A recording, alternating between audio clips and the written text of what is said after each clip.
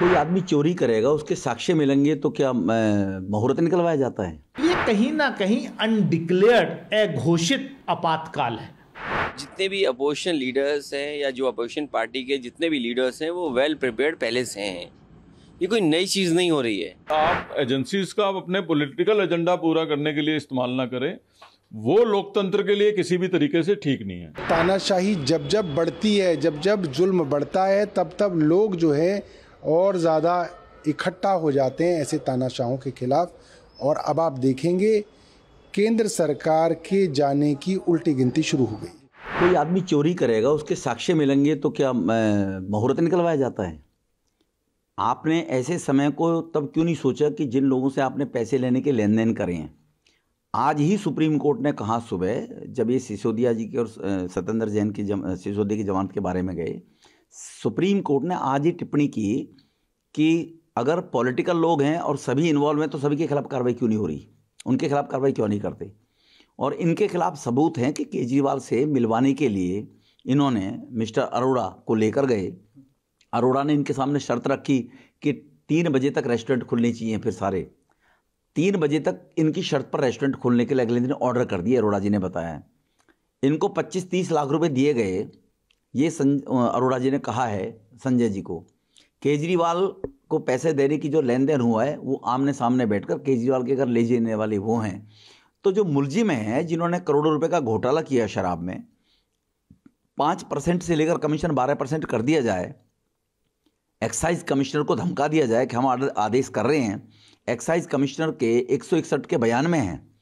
तो इसीलिए मुलजिम को पकड़ने के लिए, गिरफ्तार करने के लिए मुहूर्त निकलवाया जाता है क्या? मैं पूछना चाहता हूँ आम आदमी पार्टी के लोगों से। तो केजरीवाल साहब के अंदर बेगैरत है, गैरत है नहीं। 2 बच्चों की कसम खा दी, सबको ये करेक्टर सर्टिफिकेट देते हैं। इन्होंने जितेंद्र तोमर को भी करेक्टर सर्टिफिकेट दिया, मनीष सिसोदिया को भी दिया। मनीष सिसोदिया को तो सरदार भगत सिंह बता दिया था, उनको और अपमान किया। सत्येंद्र जैन को भी कट्टर ईमानदारी का सर्टिफिकेट दिया था। तो इसीलिए न खाऊंगा न खाने दूंगा। 5000 रेड डली हैं मोदी जी के 9 साल के नेतृत्व में। 1.5 लाख करोड़ रुपया, 1.5 लाख करोड़ रुपया रिकवर हुआ है। वो देश के विकास में लग रहा है। और देश ने मोदी साहब को 2014 में लाए थे तो देश कराह रहा था भ्रष्टाचार के कारण, देश कराह रहा था काले धन के कारण जो लोगों के घरों में था। नेता भ्रष्टाचार करते थे, लूटते थे, साक्ष्य ना मिलने के कारण बरी हो जाते थे। तो इसके कारण से अब वो नहीं होगा। अब ना खाऊंगा ना खाने दूंगा जो पीएम साहब ने कहा, उसको लेकर ईडी सीबीआई ईमानदारी से काम कर रही है। पॉलिटिकल आदमी तो 15-20 है जिनके घर में रेड डली है, बाकी 4996 लोगों के डली है वो कौन थे? वो सब आम लोग हैं, कालाबाजारी करने वाले लोग। तो भ्रष्टाचार कोई भी होगा, मोदी शासन में नहीं बचेगा।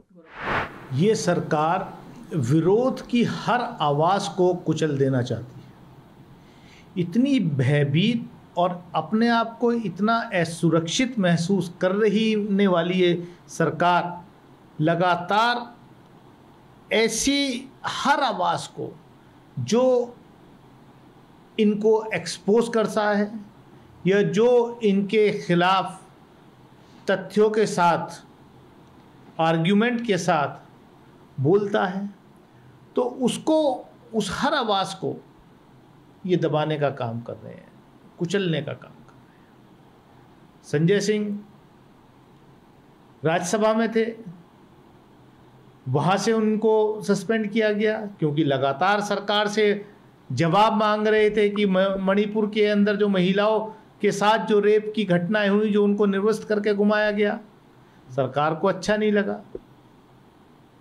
बाहर वो आर्ग्यूमेंट करते थे।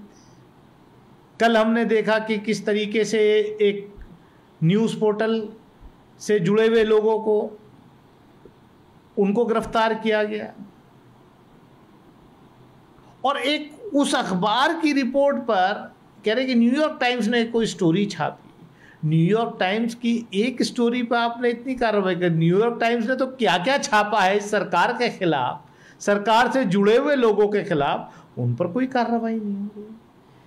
तो ये कहीं ना कहीं अनडिक्लेयर्ड, अघोषित आपातकाल है। हर उस आवाज को जो इस सरकार के खिलाफ उठ रही है, उसको कहीं ना कहीं घेर करके दबाने की कोशिश हो रही है।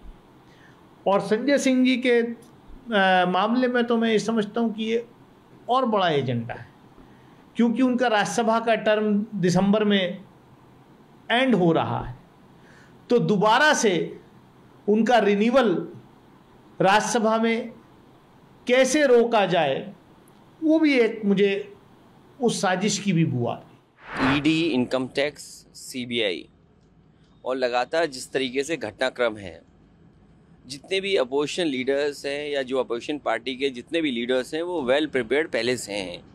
ये कोई नई चीज़ नहीं हो रही है और सत्ता में रहने वाले लोग ये कोई नई चीज़ नहीं कर रहे हैं। दुर्भाग्य इस बात का है, जो लोग चुन करके आए हैं जनता से, आखिरकार वही लोग अन्याय ज़्यादा कर रहे हैं। याद रखें कि इस तरह का अन्याय और इस तरीके से जो कार्रवाइयाँ होती हैं हमेशा सरकार को कमज़ोर करते हैं और वो पॉलिटिकल पार्टीज़ जनता को फेस नहीं कर सकते, क्योंकि जो वो पॉलिटिकल पार्टीज़ आज सरकार में इसलिए हैं क्योंकि जनता ने उन पर भरोसा किया था। क्योंकि 10 साल में महंगाई बढ़ गई, बेरोजगारी बढ़ गई, जो सपने दिखाए थे वो पूरे नहीं हुए, इलेक्शन मैनिफेस्टो पूरा नहीं किया, 100 स्मार्ट सिटीज़ नहीं बने। और अगर हम याद करें 2014 वादा तो ये किया था कि नए शहर बनाएंगे, ना नए शहर बने, ना स्मार्ट सिटीज़ बने, बेरोजगारी बढ़ी है, किसान की आय दोगुनी नहीं हुई, बिजली का बिल महंगा है।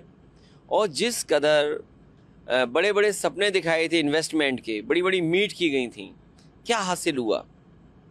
जब कोई चीज़ हासिल नहीं हुई तो पॉलिटिकल पार्टीज़ के लीडर्स को बदनाम करने के लिए और उन पर पहले से जो कार्रवाई कर रही है अपने अधिकारियों से उनको फंसाने के लिए, सरकार में रह करके कौन सा अधिकारी किसको नहीं फंसा देगा?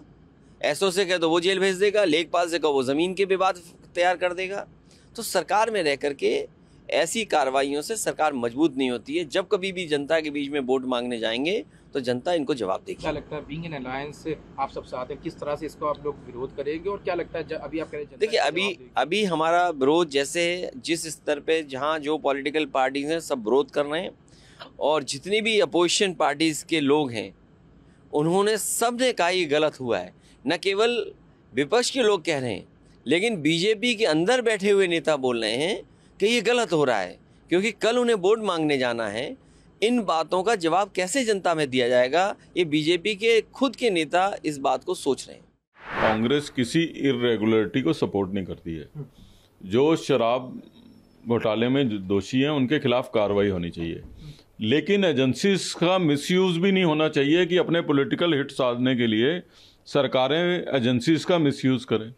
जो आप मुझे बता रहे हैं कि ये कहा जा रहा है कि क्योंकि उन्होंने कॉपरेट नहीं करा था इसलिए अरेस्ट कर लिया, तो मैं समझता हूँ कि आज ही सुप्रीम कोर्ट का ऑर्डर आया है कि इस बेसिस पे अरेस्ट नहीं कर सकते।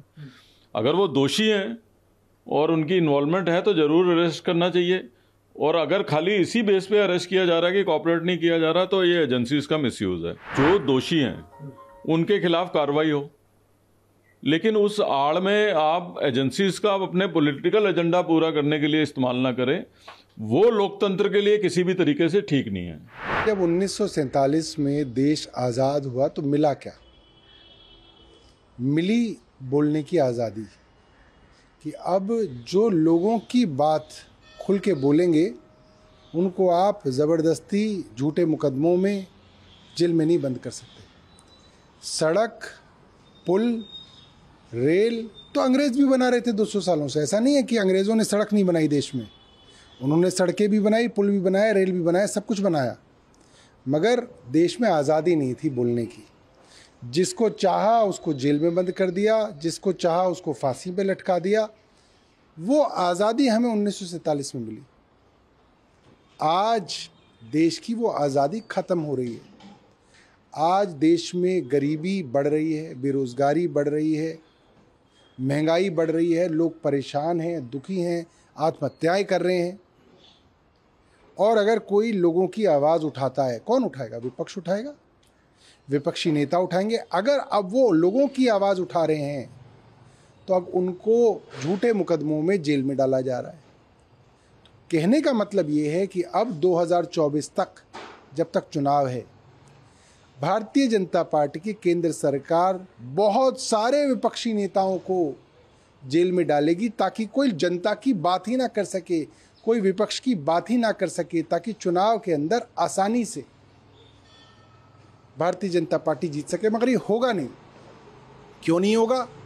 क्योंकि आज से पहले बहुत सारे तानाशाह आए हैं दुनिया में जिन्होंने ये कोशिशें की, मगर तानाशाही जब जब बढ़ती है, जब जब जुल्म बढ़ता है, तब तब लोग जो है और ज़्यादा इकट्ठा हो जाते हैं ऐसे तानाशाहों के खिलाफ। और अब आप देखेंगे केंद्र सरकार के जाने की उल्टी गिनती शुरू हो गई।